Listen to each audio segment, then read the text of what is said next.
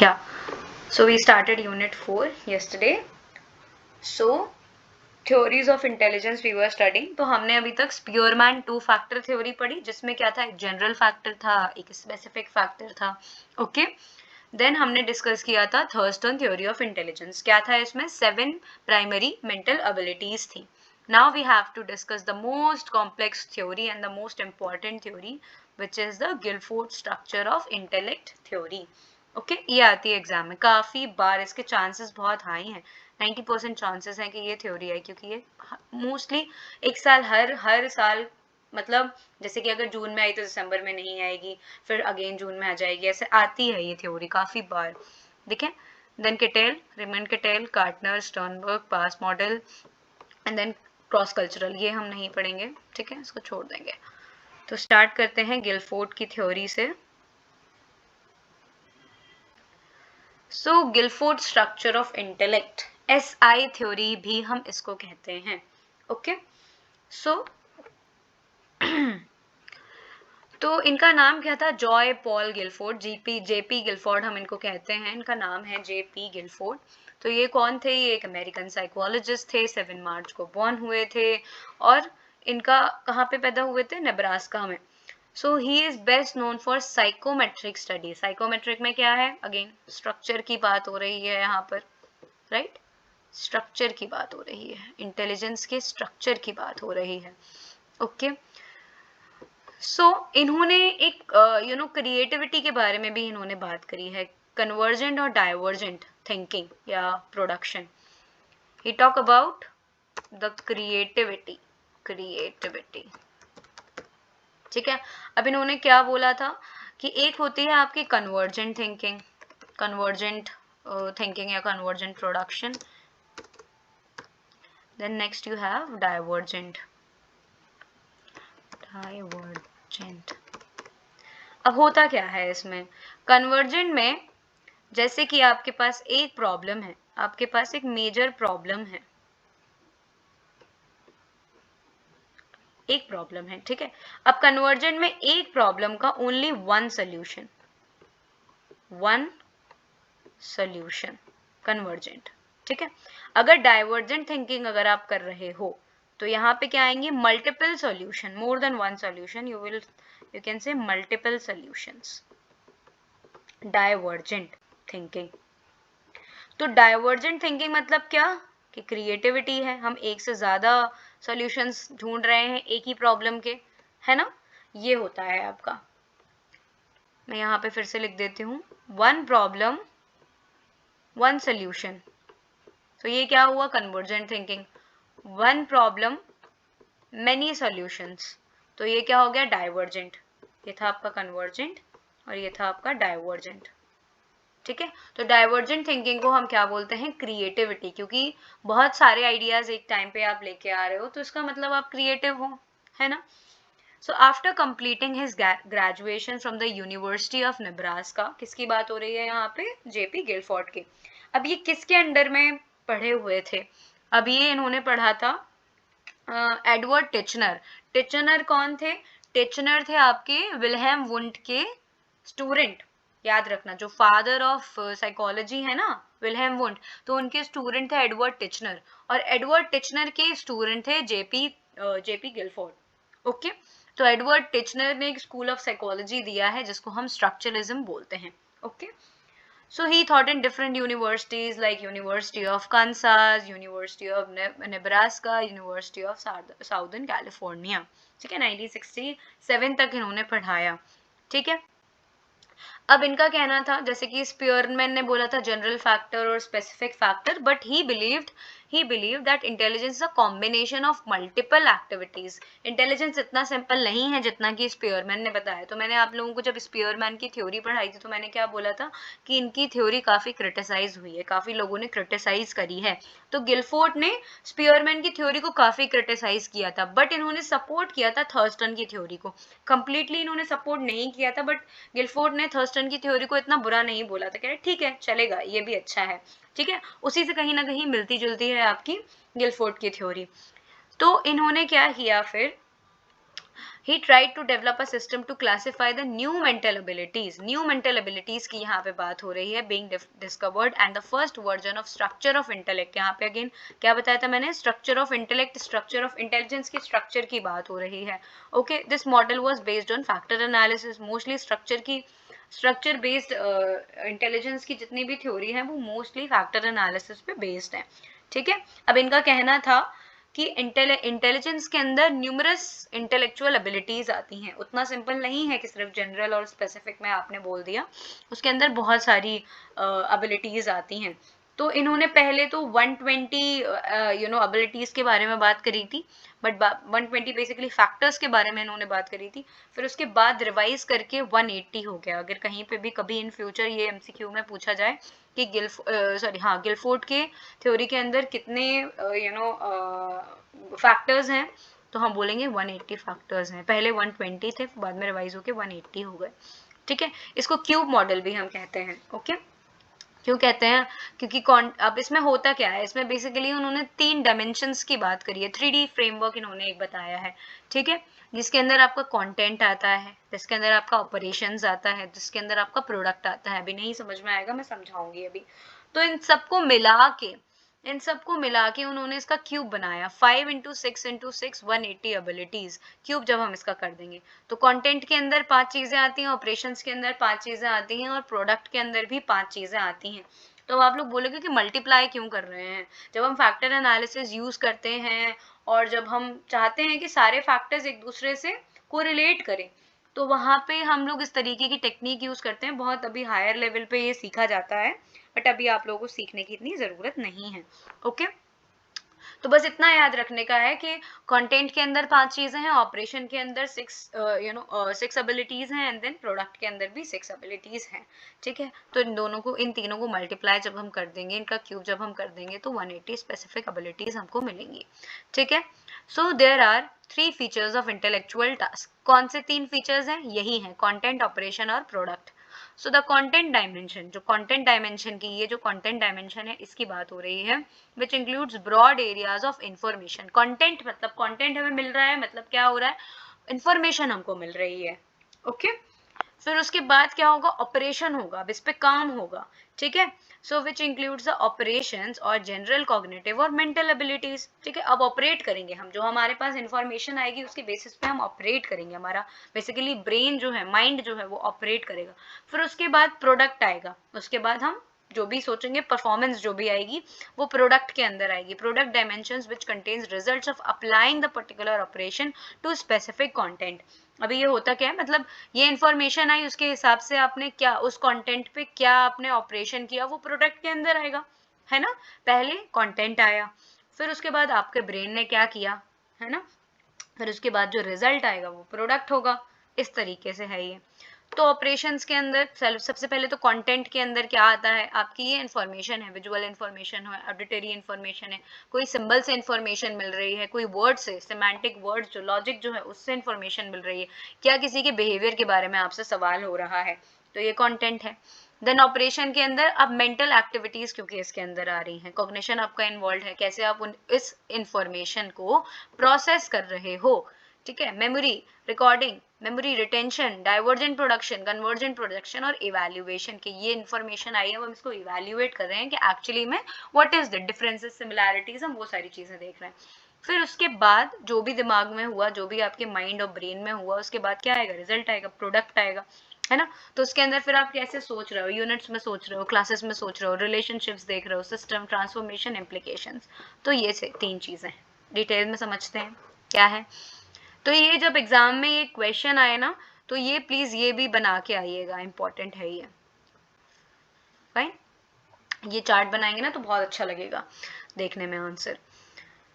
Next will talk about content. तो content में क्या बताया मैंने, कंटेंट है, जैसे हम बोलते हैं ना हमारे पास कंटेंट है, हम उससे पढ़ लेंगे. तो कंटेंट आपके पास क्या, एक तरीके का इंफॉर्मेशन है आपके पास, तो विजुअल इंफॉर्मेशन आएगी जो कि आपने अपनी आंखों से ली, है ना. So information perceived through seeing और information arising from stimulation of the retina in the form of image. Retina पे जो भी इमेज बन रही है, बेसिकली जो कुछ भी हम देख रहे हैं तो वो इन्फॉर्मेशन है, विजुअल इन्फॉर्मेशन. जो कुछ भी हम सुन रहे हैं वो ऑडिटरी इन्फॉर्मेशन है.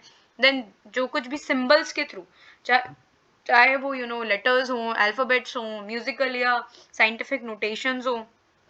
तो सिंबल्स होते हैं जो बेसिकली साइंस सिंबल्स, तो उससे जो भी हमें इंफॉर्मेशन मिल रही है वो कहेंगे सिंबॉलिक इंफॉर्मेशन। सीमेंटिक में किसी चीज का वर्बल मीनिंग्स हैं, कॉन्सेप्ट्स हैं, आइडियाज हैं जिसके अंदर लॉजिक है ना, वो हम समझ रहे हैं, ठीक है, वो मतलब उस तरीके की इंफॉर्मेशन है।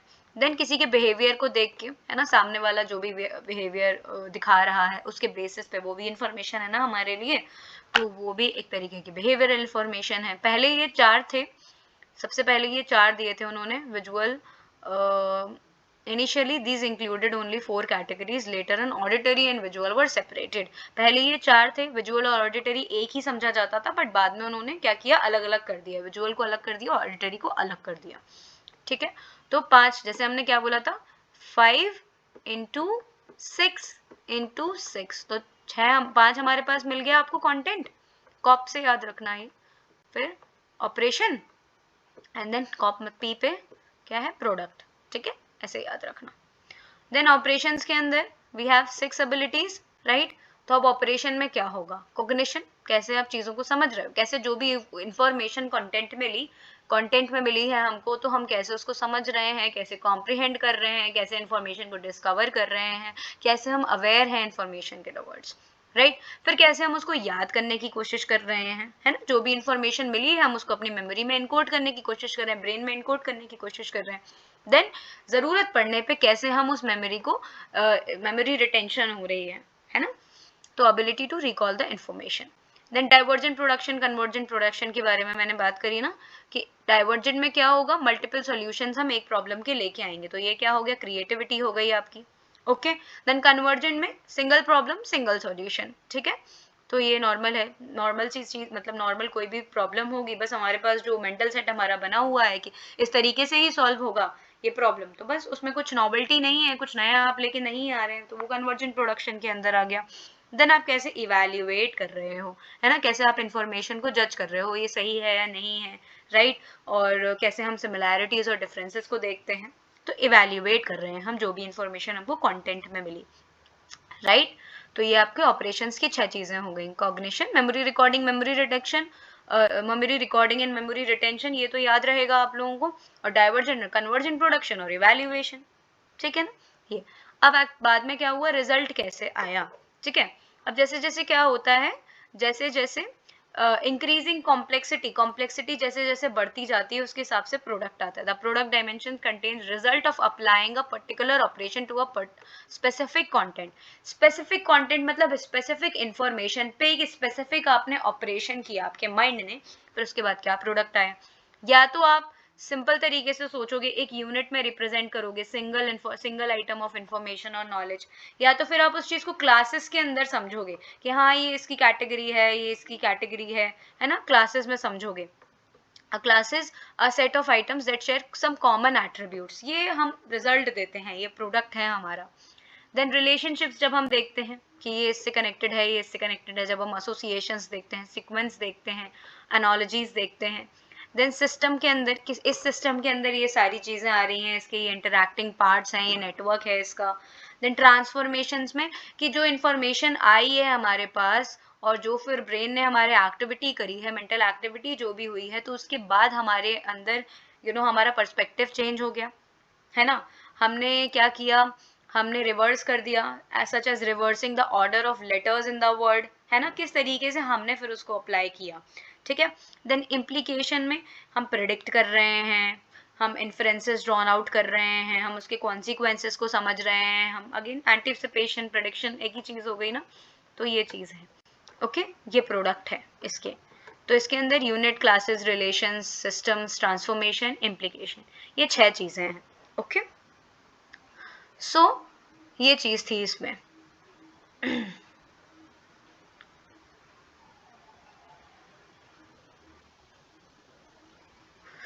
नेक्स्ट, अब इनकी थ्योरी को क्रिटिसाइज क्यों किया गया, इनकी थ्योरी को इसीलिए क्रिटिसाइज किया गया कि इनकी थ्योरी काफी कॉम्प्लेक्स थी, ठीक है ना। इन लोगों ने, बहुत से लोगों ने बोला कि भाई क्या बताया आपने, हमें नहीं समझ में आया, ठीक है।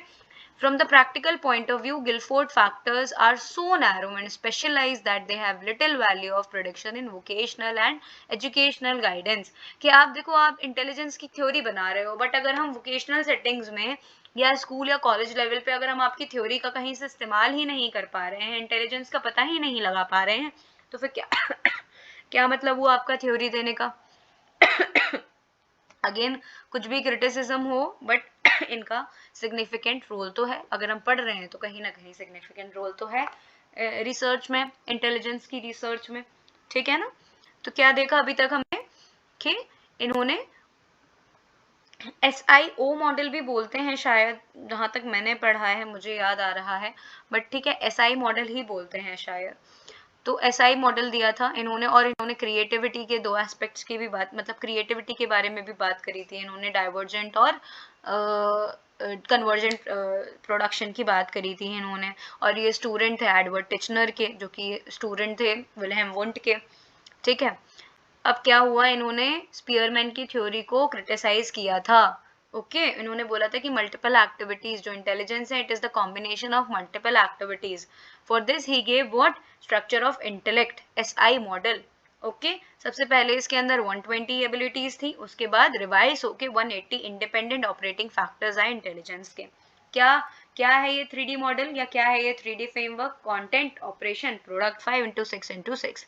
तो 5 content that we have is called information, है ना, विजुअल हो चाहे ऑडिटरी हो चाहे सिंबॉलिक हो, सिमेंटिक हो, बिहेवियरल हो। उसके बाद ऑपरेट कैसे आपका ब्रेन कर रहा है, तो cognition, memory retention, memory encoding और memory retention, divergent convergent production और इवेल्युएट करना। फिर देन क्या रिजल्ट आ रहा है, यूनिट्स में आ रहा है, क्लासेस में आ रहा है, रिलेशनशिप्स में, सिस्टम्स में, ट्रांसफॉर्मेशन, इम्प्लीकेशन। ओके फाइन, तो ये सारा आपको लिखना है गिलफोर्ड की SI मॉडल ऑफ इंटेलिजेंस, ऐसे ही पूछा जाएगा, define the Guilford SI model of intelligence या structure of intellect theory. Fine, I hope it is clear.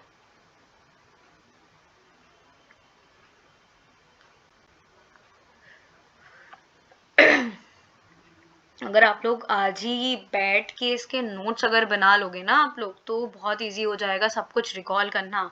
Last में सिर्फ अगर एक एक वर्ड भी आप लोग लिख लोगे ना, जैसे कि इसमें ये जो अभी मैंने बताया, ये भी अगर आप लोग चार्ट भी बना लोगे ना तो भी याद रहेगा सब कुछ, ठीक है। ऐसे बनाया करो आप लोग नोट्स, बिल्कुल शॉर्ट नोट्स बनाया करो कि सबसे पहले स्पीयरमैन की अगर थ्योरी आ गई तो उसमें हमको जनरल और स्पेसिफिक फैक्टर याद रखना है।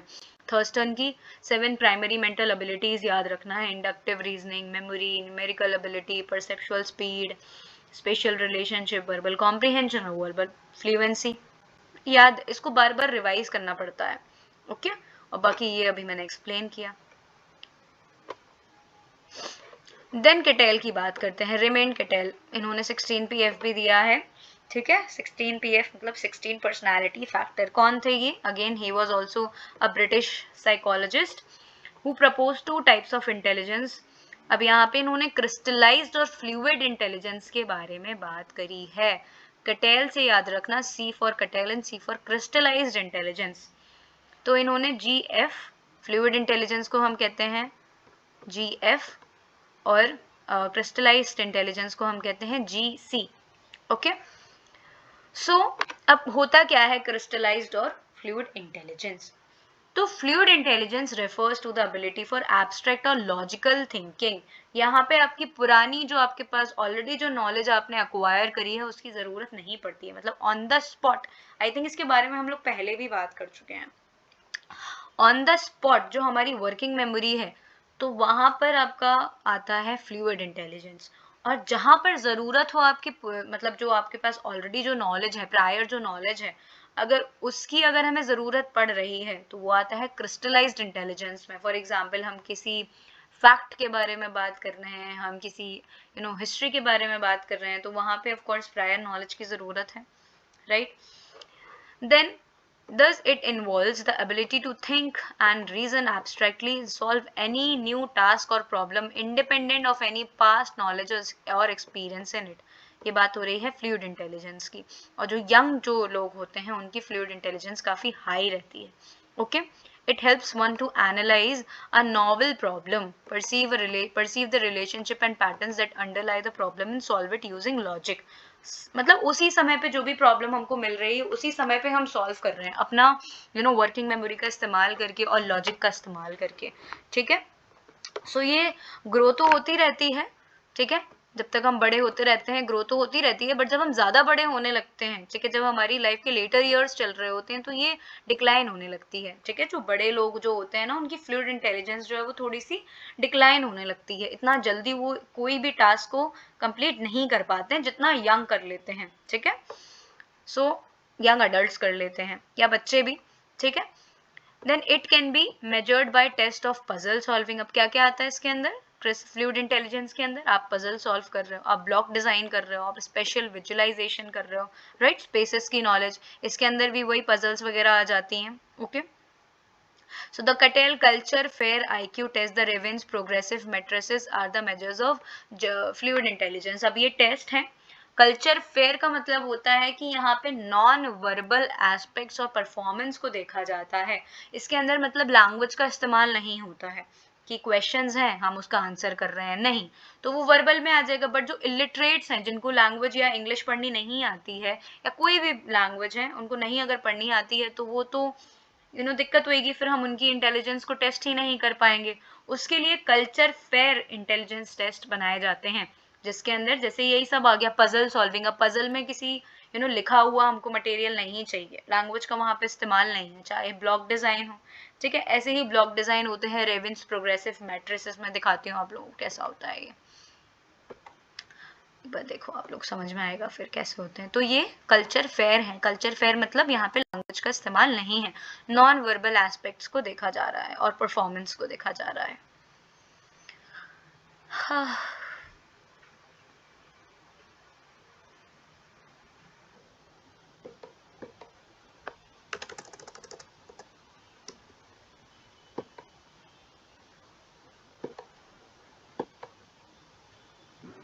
इस तरीके से जैसे हमको फिट करना होता है, ये यहाँ पे ऐसा है, जैसे यहाँ देखो इस तरीके के फिर आंसर्स होंगे कि यहाँ पे इस तरीके से डिजाइन किया गया है, यहाँ पर इस तरीके से डिजाइन किया गया है। अब यहाँ पे सोचो आप लोग कैसे डिजाइन किया जाएगा, है ना। जैसे यहाँ पे है, फिर यहाँ पे आया, फिर ये नीचे आ गया, यहाँ है, फिर ये नीचे आ गया, अब यहाँ आया, फिर यहाँ आना चाहिए ना, है ना, ये ब्लैक कलर यहाँ आना चाहिए ना। अब हम इसको जैसे ड्रॉ करेंगे तो इस ब्लॉक में यहाँ पर आएगा ब्लैक कलर क्योंकि सिमिलर पैटर्न ऊपर है। तो यहाँ पे IQ टेस्ट हो रहा है, यहाँ पे लैंग्वेज का इस्तेमाल नहीं है। हम इसी तरीके के टेस्ट होते हैं रेवेंस RPM में, काफी पॉपुलर है ये Raven's progressive test intelligence testing में, ओके। आई होप आप लोगों को समझ में आया होगा इससे। Next, how should I remove it. तो ये आपकी फ्लूइड इंटेलिजेंस चेक कर रहा है, देख रहा है ना, ऑन द स्पॉट ये प्रॉब्लम आई, अब ऑन द स्पॉट इसको हमने सॉल्व कर लिया। तो जिसने सॉल्व कर लिया फटाफट तो उसका फ्लूइड इंटेलिजेंस अच्छी है ना। देन